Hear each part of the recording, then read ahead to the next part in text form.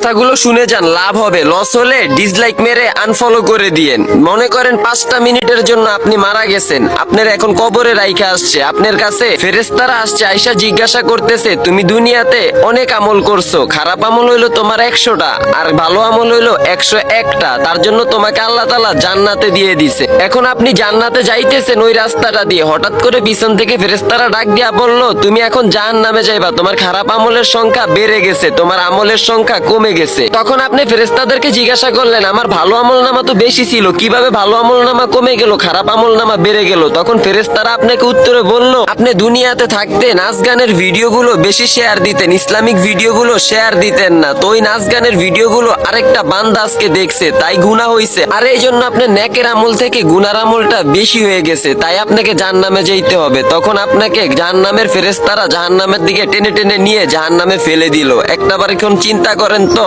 আপনি এই যে এখন ইসলামিক ভিডিওটা দেখলেন, এত শিক্ষণীয় বিষয়গুলো বললাম, তারপর ওই ভিডিওটাতে একটা লাইক না দিয়া চলে যাবেন। ভাই দুনিয়াতে এমন কিছু করেন ভিডিওর মাধ্যমেও জান্নাত পাওয়া যায়। ইসলামিক ভিডিওগুলো সাপোর্ট করেন, নাচ গানের ভিডিওগুলো সাপোর্ট করে আরেকটা মানুষকে দেখার জন্য সুযোগ করে দিয়েন না ভাই।